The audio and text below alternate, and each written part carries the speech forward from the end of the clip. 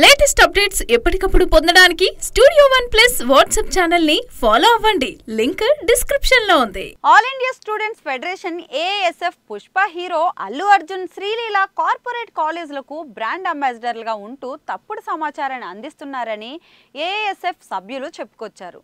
JEE మెయిన్లో top ర్యాంకర్ల ఫోటోలను వేరువేరు కాలేజీల్లో వేశారని వెల్లడించారు.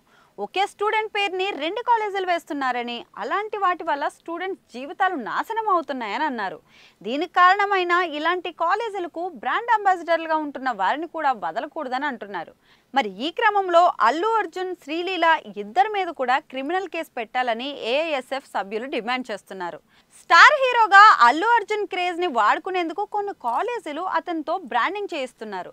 అయితే జేఈఈ మెయిన్ ర్యాంకుల్లో ఒకే విద్యార్థి పేరును వేర్వేరు కాలేజీలు వేయడం ఏంటంటూ ఏఐఎస్ఎఫ్ సభ్యులు ప్రశ్నిస్తున్నారు. అయితే దీనికి సంబంధం ఉన్నా లేకపోయినా సరే ఇలాంటి కాలేజీలకు బ్రాండ్ అంబాసిడర్గా ఉంటూ స్టూడెంట్స్ని మిస్గైడ్ చేస్తున్నట్లుగా భావించి అల్లు అర్జున్ అండ్ శ్రీలీల మీద క్రిమినల్ కేసు పెట్టాలని వారు డిమాండ్ చేస్తున్నారు. అయితే పుష్ప 2తో బ్లాక్ బస్టర్ అందుకున్న అల్లు అర్జున్ ఈ మధ్య ఏం చేసినా పెద్దగా కలిసి రావట్లేదు.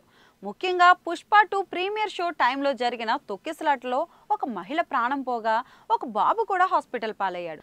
ఆ టైం నుంచి అల్లు అర్జున్ మిగతా విషయాల్లో కూడా జాగ్రత్త వహిస్తున్నాడు. అయితే ఊహించని విధంగా ఏఐఎస్ఎఫ్ విజయవాడ నుంచి కూడా క్రిమినల్ కేసు వేయాలని డిమాండ్ రావడంతో బన్నీ కాంపౌండ్ ఒకంత షాక్ అయితే గురైంది.